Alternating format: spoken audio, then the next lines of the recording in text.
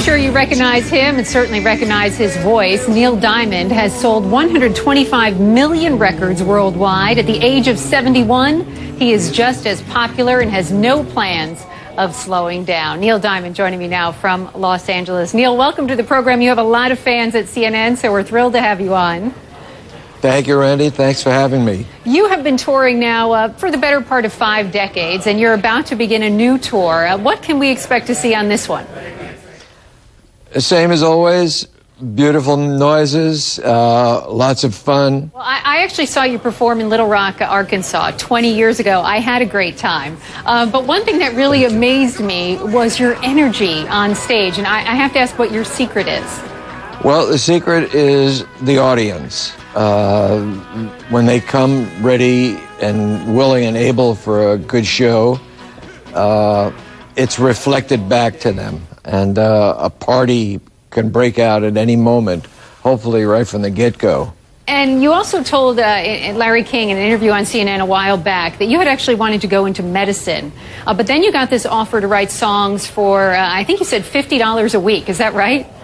I took it. I quit school and I took it. It was my first passion. It was my first love.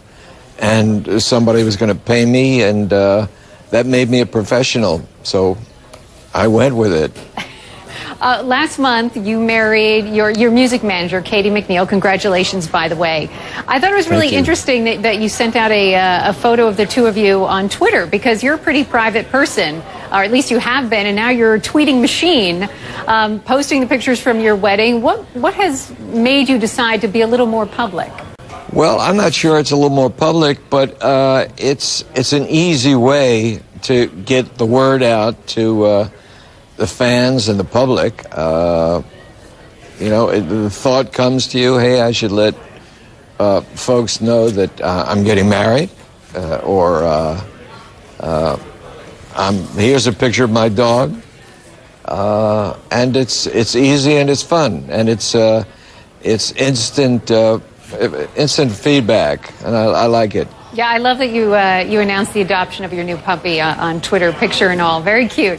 Let's talk about your most recent album. It's a compilation of your most popular songs throughout the years. I know a lot of folks, if you ask, they all have their favorite, but do you have a favorite? Well, you know, Sweet Caroline is up at the top, but I do have a dozen or 2 dozen other favorites, and I try to get them all in the show. Any chance we can get you to sing a line or two of Sweet Caroline? Yeah. But let me think, what are the words? Oh, yeah.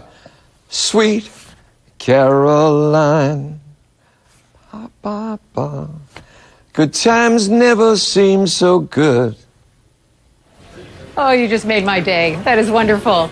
I'm also curious what artists you're listening to, because there are so many new artists, so many new types of music coming out all the time. I mean, what's on your iPod if you have one? Well, interestingly enough, I just put all of my catalog, all of my recorded music on my iPod, and some of these things I haven't heard for years and years, so it's a kick to be able to just pull them up and listen to them, and it takes me back instantly. So right now I'm listening to Neil Diamond and getting into Neil Diamond's music, because starting next week, that's what we'll be presenting.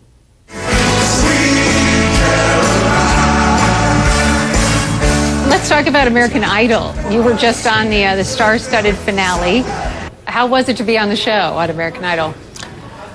It's a real happening. It's one of the few television shows that I do and that I've done over the years that leaves an impression. It's very high energy.